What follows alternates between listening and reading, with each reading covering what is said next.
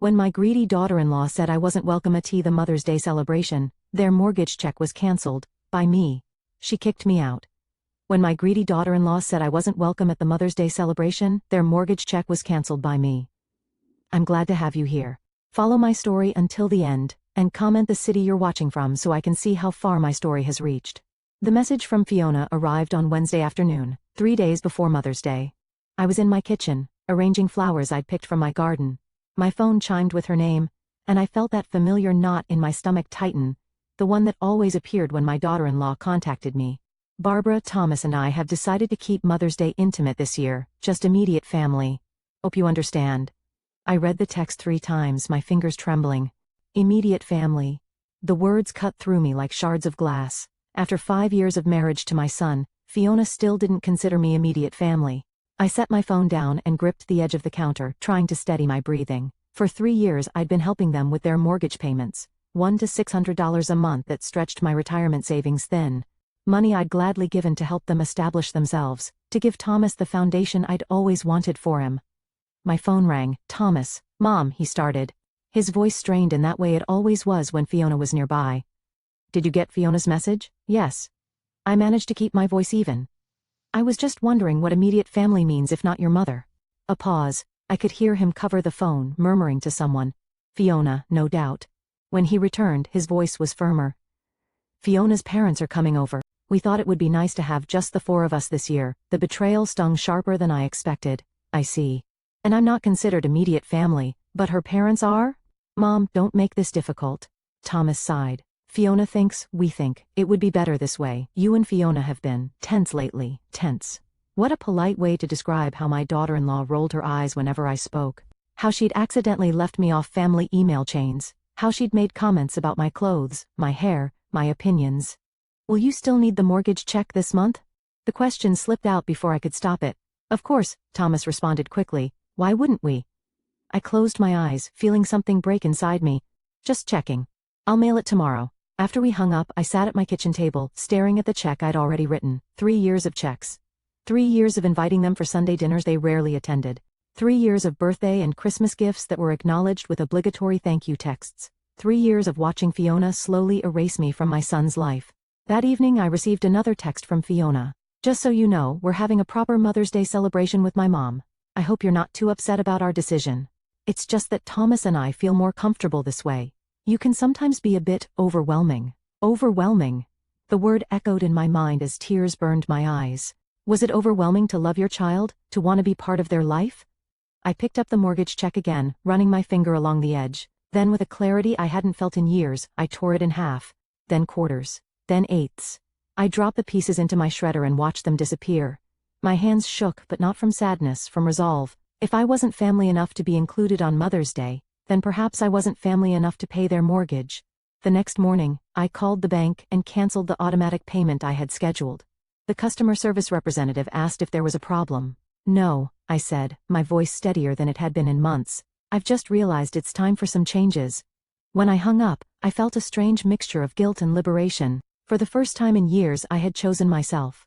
The weight of constantly trying to earn Fiona's approval, of pretending her subtle cruelties didn't hurt, suddenly lifted from my shoulders. I knew there would be consequences. Thomas would be furious. Fiona would have another reason to paint me as the difficult mother-in-law. But as I looked at the empty space where the check had been, I realized I couldn't continue financing my own exclusion.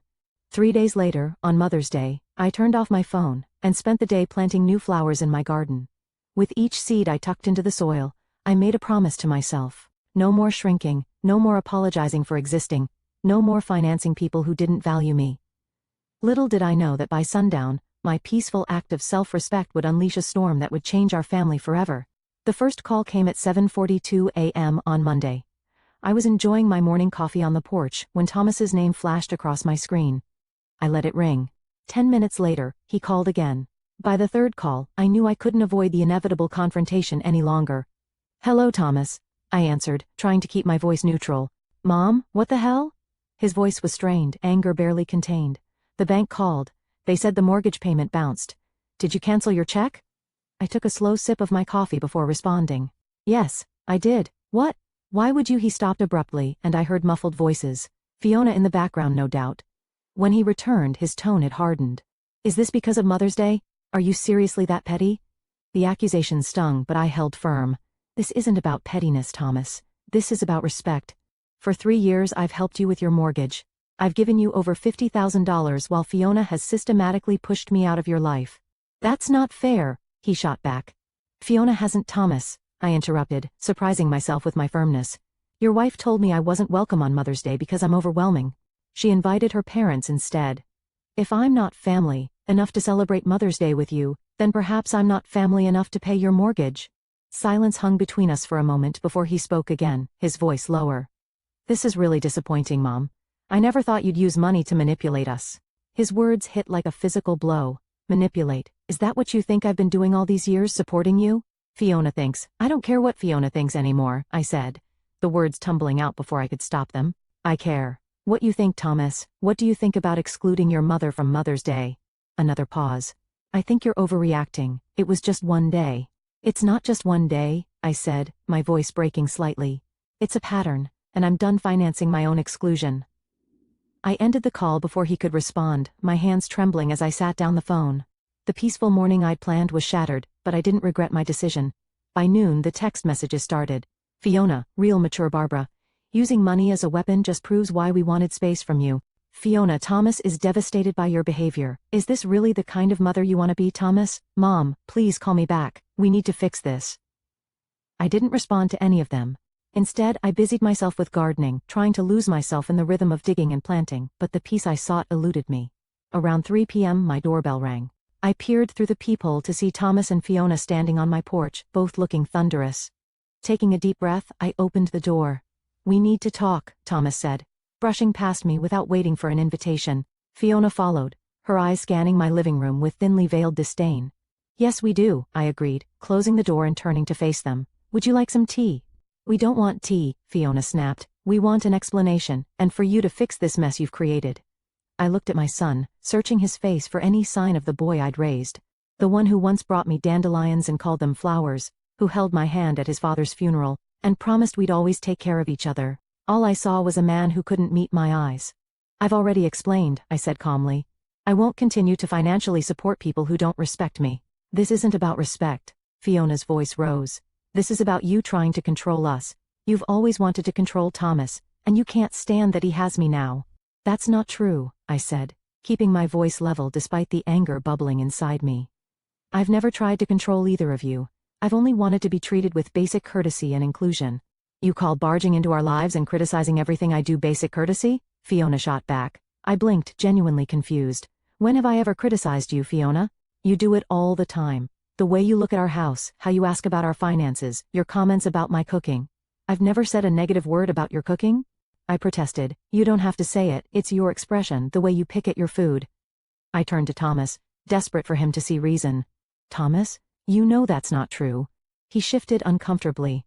Mom, you can be critical sometimes. Maybe not directly, but his words trailed off, and I felt a chill settle over me. This was what Fiona had done, twisted my actions, reframed my words until even my own son saw me as the villain in their story. I think you should both leave, I said quietly. Not until you agree to reinstate the mortgage payment, Fiona demanded. Looked at her, really looked at her, and suddenly saw everything clearly. The subtle manipulation, the way she'd positioned herself between Thomas and me, the calculated effort to isolate him from his family. No, I said. The word carrying, the weight of years of silent acquiescence. The answer is no. You'll regret this, Fiona hissed, grabbing her purse. Come on, Thomas, she's made her choice. Thomas hesitated, looking torn. Mom, please. We can work this out. Yes, we can, I agreed. But not like this, not with threats and accusations. Fine, he said finally, his shoulders slumping in defeat. Have it your way. As they left, slamming the door behind them, I didn't cry. Instead, I felt a strange, calm certainty settling over me. The worst had happened. My son had chosen his wife over me, and I had survived. What I didn't know then was that the real battle was just beginning. That evening, my phone buzzed with a notification. My sister had tagged me in a Facebook post. With trembling fingers, I opened it to find a lengthy message from Fiona, detailing how I had abandoned my son in his time of need, how I was using money to control him, how I had always been jealous of their relationship. The family war had gone public.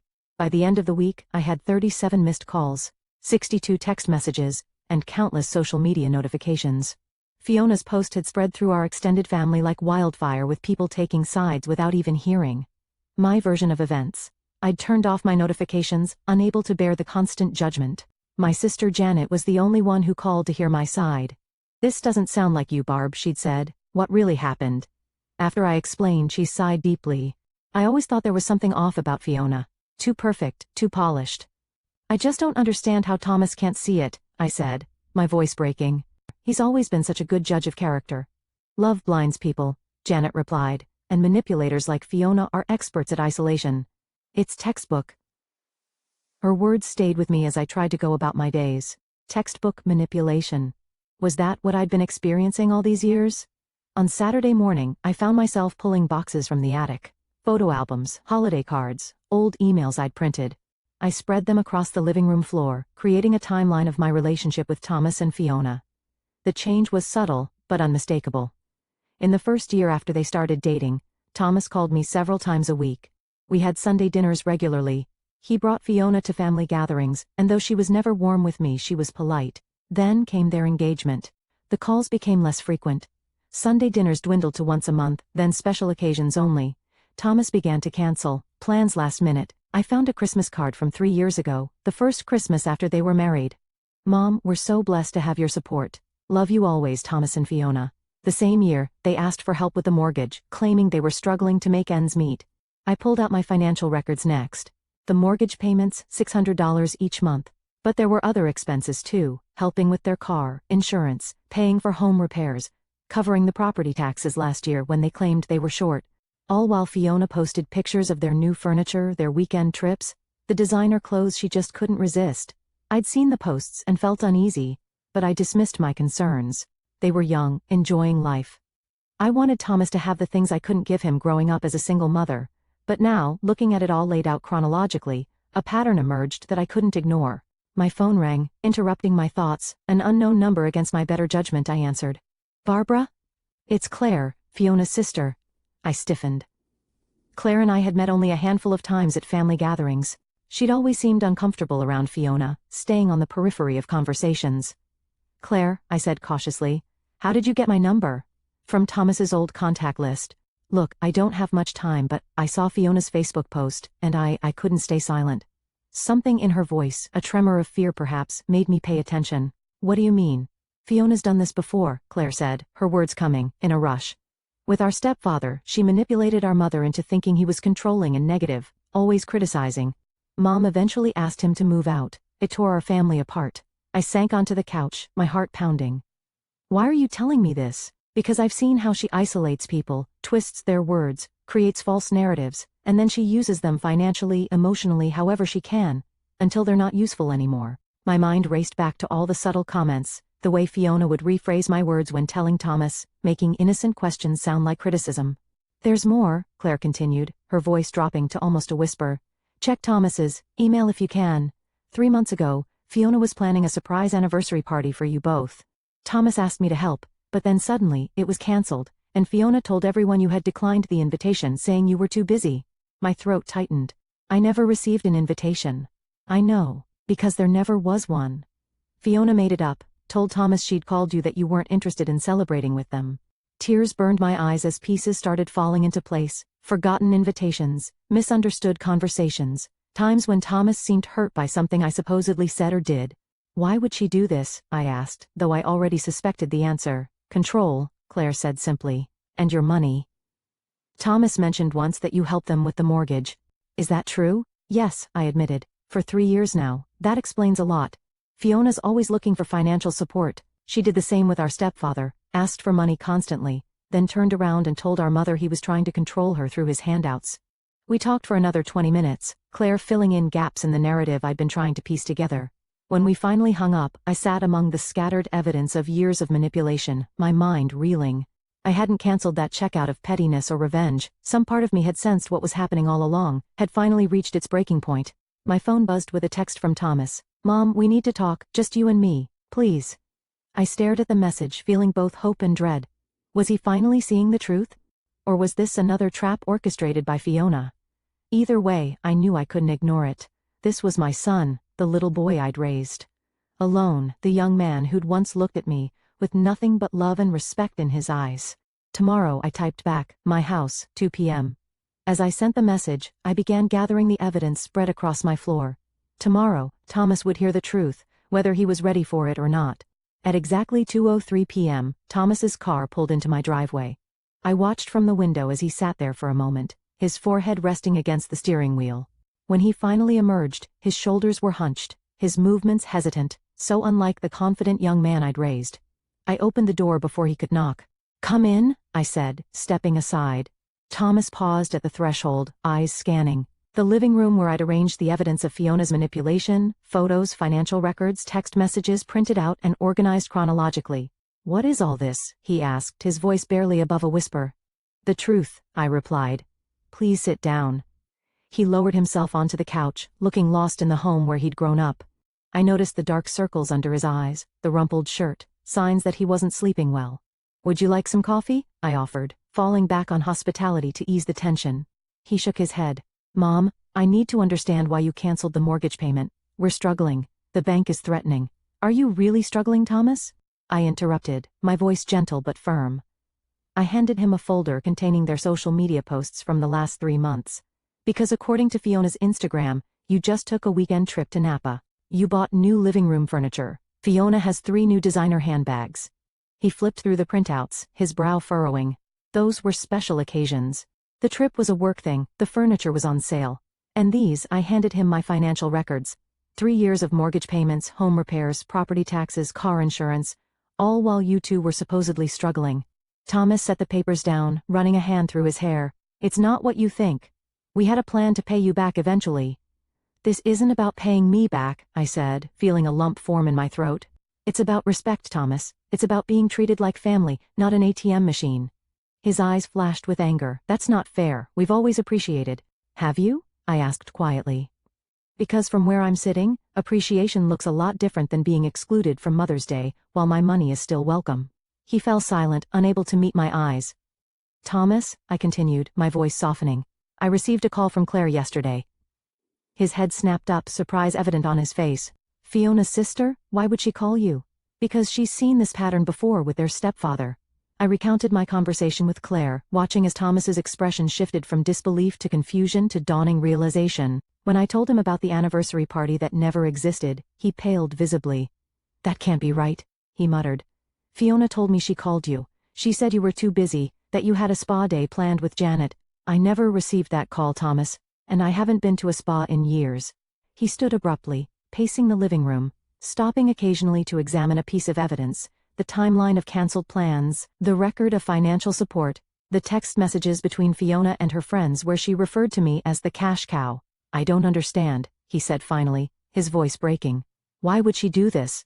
"People who manipulate others do it, for control," I explained gently, "and sometimes for financial gain." Thomas sank back onto the couch, burying his face in his hands. "I've been such a fool." My heart ached for him. Despite everything, he was still my son, and seeing him in pain was almost unbearable. I sat beside him, placing a tentative hand on his shoulder. "You're not a fool, Thomas. Manipulative people are incredibly skilled at what they do. They isolate their targets, rewrite narratives, create division. It's not your fault." He looked up, his eyes red-rimmed. "But I believed her over my own mother. How can you ever forgive me for that?" I squeezed his shoulder. "There's nothing to forgive. You loved her. You trusted her. That's what good people do." We sat in silence for several minutes, the weight of revelation hanging heavy between us. Finally, Thomas spoke again, his voice steadier. "What happens now?" It was the question I'd been asking myself all night. What did happen now? Could our relationship be repaired? Could Thomas see his way out of Fiona's manipulation? "That depends on you," I said carefully. "I can't tell you what to do about your marriage. That's your decision. But I can tell you that I'm setting boundaries from now on. I won't be financing your lifestyle anymore, not because I don't love you, but because it's not healthy for either of us." He nodded slowly. "I understand, and I wouldn't ask that of you again." He paused, swallowing hard. "I need to talk to Fiona, confront her with what I know." A flash of fear went through me. "Be careful, Thomas. When manipulators are exposed, they often become volatile." "What choice do I have?" he asked, his eyes meeting mine. "I can't continue living a lie." Before I could respond, his phone buzzed with a text. He glanced at it, his expression hardening. "It's Fiona. She's been tracking my location through my phone. She wants to know why I'm here. What will you tell her?" Thomas stood. a new resolve in his posture. The truth, that I'm talking to my mother, that I've seen the evidence of her manipulation, that things are going to change. His phone buzzed again, more insistently this time, then again, and again. She's calling now, he said, showing me the screen. I should take this outside. I nodded, watching as he stepped onto the porch, closing the door behind him. Through the window, I could see his back straighten as he answered, could see his free hand gesturing emphatically as he spoke. After a few minutes he ended the call and stood motionless, staring out at the street. When he came back inside, his face was pale but determined. She's coming over, he said. She says there's been a misunderstanding, that she can explain everything. My stomach twisted with anxiety. Do you want me to be here for that conversation? Thomas took a deep breath, then nodded. Yes, it's time we all face the truth together. As we waited for Fiona to arrive, I prepared myself for the confrontation ahead. I wasn't naive enough to think this would end neatly or painlessly. But for the first time in years, I felt like my son and I were standing on the same side. The sound of squealing tires announced Fiona's arrival before we saw her car. Fiona burst through my front door without knocking, her perfectly styled hair, slightly disheveled, her eyes wild with anger. She froze when she saw the evidence spread across my living room, the financial records, the timeline of her manipulations, the screenshots of her social media posts. What is this? She demanded, her voice shrill. Her gaze darted between Thomas and me. What have you been telling him? Thomas stood, his posture rigid. The truth, Fiona, or at least what I've been able to piece together. The truth? She laughed, but there was no humor in it. You mean her warped version of events? Thomas, you know how your mother twists things. I remained seated, watching as she employed the tactics Claire had described: deflection, projection, gaslighting. I talked to your sister, Thomas said quietly. Fiona's expression flickered, surprise, then fury. Claire? That backstabbing little. She stopped herself, composing her features into a mask of hurt. Claire has always been jealous of me. Whatever, she said, is a lie.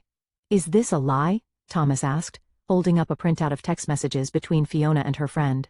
Messages where she referred to me as the cash cow, and boasted about how she'd trained Thomas to choose her over his mother. Fiona's face paled. Where did you get those? Claire sent them to your mother. Apparently you two share an iCloud account. She's seen everything, Fiona. For a moment, Fiona seemed at a loss for words, then her expression hardened. So what? So I vented to my friends. Everyone does that. Vented? Thomas repeated incredulously. You literally wrote, and I quote, Barbara, we'll keep paying the mortgage as long as we pretend to care about her. Once the house is paid off, we can cut her off completely. Fiona's eyes narrowed dangerously. You had no right to go through my private messages, and you had no right to manipulate my relationship with my mother, Thomas shot back, his voice rising. You had no right to lie about calls and invitations, to twist her words, to use her financially, while systematically pushing her out of our lives. Fiona's demeanor suddenly shifted. Tears welled in her eyes, and her shoulders slumped. I was just trying to protect our marriage, she whispered. Your mother has always hated me, always tried to come between us. I finally spoke up, my voice calm. That's not true, Fiona. I welcomed you into our family. I supported you both financially and emotionally. All I ever wanted was to be included in your lives. She rounded on me, the vulnerable act vanishing as quickly as it had appeared. You think your money gives you the right to control us, to dictate how we live? My mother never tried to control us, Thomas interjected. She was helping us at our request. She canceled the mortgage payment. Fiona snapped. If that's not control, what is? It's a boundary, I said simply. One I should have said a long time ago. Fiona's face contorted with rage. You've turned him against me, she hissed. You and Claire and your lies. No one needed to turn me against you, Thomas said wearily. You did that yourself with every manipulation, every lie, every time you tried to erase my mother from our lives while still taking her money. Fiona's gaze darted around the room like a cornered animal looking for escape. This is ridiculous. I'm leaving. She turned to Thomas. Are you coming? The question hung in the air between them. A simple query that carried the weight of their entire marriage. Thomas took a deep breath. No, Fiona, I'm not. The three words seemed to echo in the sudden silence. Fiona's eyes widened in disbelief. You're choosing her over me after everything we've built together? I'm choosing the truth, Thomas replied, his voice steady for the first time since arriving. And the truth is, our marriage was built on lies, your lies. Fiona took a step back as if physically struck by his words. Then her expression hardened into something cold and calculating. Fine, she spat. Stay with Mommy, but don't think this is over. She pointed a manicured finger at me. And you'll regret this. With that she stormed out, slamming the door so hard that the windows rattled. The sound of her car starting and speeding away broke the heavy silence she left behind. Thomas collapsed onto the couch, burying his face in his hands. "I can't believe I didn't see it," he murmured, "all this time, right in front of me." I sat beside him, placing a gentle hand on his back. "Don't blame yourself. She's very good at what she does." He looked up, his eyes red-rimmed. "What happens now?" It was a complicated question with no easy answer. "That's up to you," I said carefully. "But whatever you decide, I want you to know that I'm here for you. Even after everything, after I believed her over you, after I let her push you away? You're my son," I said simply. "That hasn't changed." The next few weeks were a blur of legal consultations, painful conversations and difficult decisions. Thomas moved into my spare bedroom temporarily while he figured out his next steps. Fiona refused to leave their house, claiming he had abandoned her. She alternated between tearful pleas for reconciliation and vicious attacks on his character. 2 days after the confrontation, I received a certified letter from an attorney threatening to sue me for intentional infliction of emotional distress and interference with contractual relations. I forwarded it to my own lawyer without comment. A week later, Thomas filed for separation. The day after that, Fiona emptied their joint bank account. Through it all, I watched my son struggle to come to terms with the deception that had defined his marriage. Some days, he was angry at Fiona, at himself occasionally, even at me for not being more forceful in my concerns about her. Other days he was consumed by doubt, questioning whether he was making the right decision. "Maybe I should try to work it out," he said one evening as we sat on the porch. "Marriage is supposed to be forever, right? Marriage should be based on trust and mutual respect," I replied. "Only you can decide if those things can be rebuilt." He was quiet for a long time after that. The next morning, he called a divorce attorney. The most painful moment came when Fiona began spreading rumors among their mutual friends. According to her, Thomas had cheated on her. I had orchestrated their breakup out of jealousy.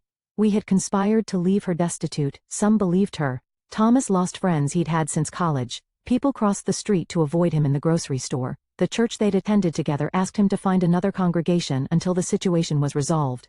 "I never knew she could be so vindictive," Thomas said, stunned by the backlash. "When manipulative people lose control, they often lash out," I explained. "They need to rewrite the narrative to make themselves the victim." As painful as it was to watch my son weather these storms, I saw him growing stronger each day, more certain of his decision, more aware of the manipulation tactics that had once blinded him. 1 month after filing for separation, Thomas received a text from Claire. "Stay strong. The truth always comes out eventually." 2 days later, we discovered what she meant. 1 year later, I stood in my garden, pruning roses as the morning sun warmed my shoulders. The past 12 months had been a journey, painful at times, liberating at others, but ultimately healing. The sound of a car pulling into my driveway made me look up. Thomas emerged carrying a small gift bag and wearing a smile that reached his eyes, something I hadn't seen in years. "Happy Mother's Day," he said, embracing me tightly. "You remembered?" I replied, feeling a lump form in my throat. "How could I forget? I made reservations at Giovanni's for noon. I hope that works for you." I nodded, unable to speak past the emotion welling inside me. After everything we'd been through, these simple gestures, a hug, a dinner reservation, his presence, meant more than he could possibly know. We sat on the porch swing, a tradition from his childhood when we'd share popsicles and stories on warm days. "I have news," Thomas said, a hint of nervous excitement in his voice. "The divorce is final." I squeezed his hand. "How do you feel?" He considered the question carefully, relieved, sad that it came to this, but mostly free. The divorce had been messy, as they often are. Fiona had fought every step of the way, demanding the house, alimony, even my continued financial support as part of the settlement.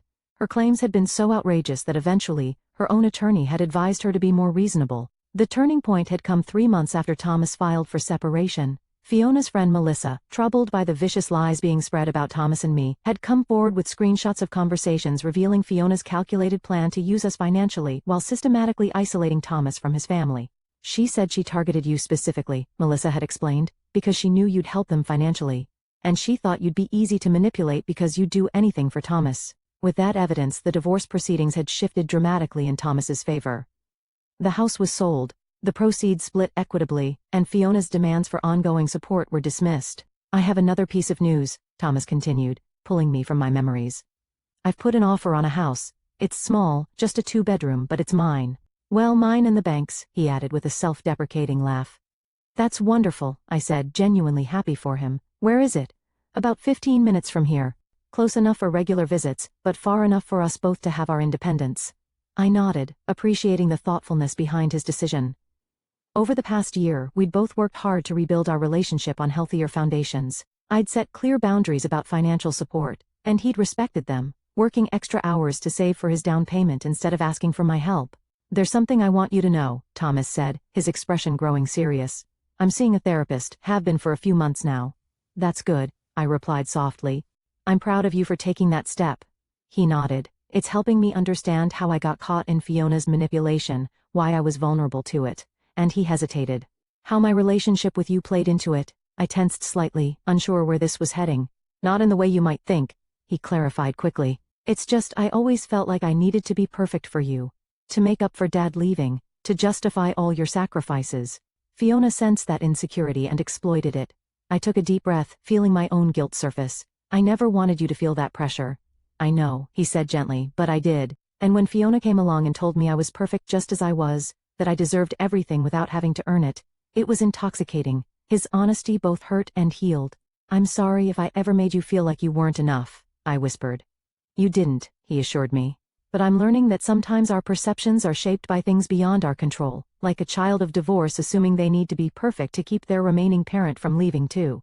We sat in contemplative silence for a moment, the swing creaking softly beneath us. "Anyway," Thomas continued, his tone lightening. "The therapist thinks we're both making good progress, especially since we're talking more openly now." "We are," I agreed. The past year had taught us both to communicate more honestly, to express needs and concerns directly instead of assuming or suppressing them. Thomas reached into the gift bag he'd brought and pulled out a small flat package wrapped in silver paper. "For you," he said. "Open it now." I carefully unwrapped it to find a framed photograph. Thomas and me at his college graduation, both beaming with pride and joy. It was the last photo taken of us before he met Fiona. The last uncomplicated moment of our relationship. "I found it when I was packing," he explained. "Thought you might like to have it." Tears welled in my eyes as I traced the frame with my fingertips. "It's perfect," I managed. Later, as we drove to the restaurant, I reflected on how far we'd come. The painful exclusion from last year's Mother's Day had set in motion a chain of events that, while devastating at the time, had ultimately led to healing and truth. I'd heard through mutual friends that Fiona had moved to another state and was already engaged to a wealthy businessman twice her age. I felt no satisfaction in this news, only a quiet hope that her new fiancé might see through her manipulations before suffering the same fate as Thomas. At the restaurant, Thomas raised his glass in a toast. "To new beginnings," he said, "and to the strongest woman I know." I smiled, clinking my glass against his. "To truth," I added, "and to learning our own worth." As we enjoyed our meal, sharing stories and plans for the future, I realized that what I'd initially seen as an ending, that moment when I tore up the mortgage check and set a boundary, had actually been a beginning. The beginning of reclaiming my voice, my financial independence, and most importantly, my relationship with my son. We both learned valuable lessons. Thomas about recognizing manipulation and valuing genuine relationships. Me about setting healthy boundaries and understanding that true love doesn't require financial sacrifice or silent suffering. The check that I'd canceled a year ago had seemed at the time like a small act of rebellion.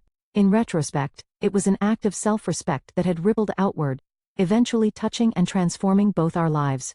On the drive home, Thomas asked, "Do you ever regret it, canceling that check?" I thought about it for a moment, then shook my head.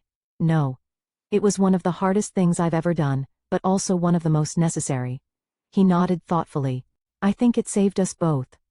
As the sun set behind us, painting the sky in shades of pink and gold, I felt a deep sense of peace settle over me. We were no longer just mother and son bound by obligation in history, but two adults choosing to be in each other's lives, respecting each other's boundaries, and valuing each other's worth.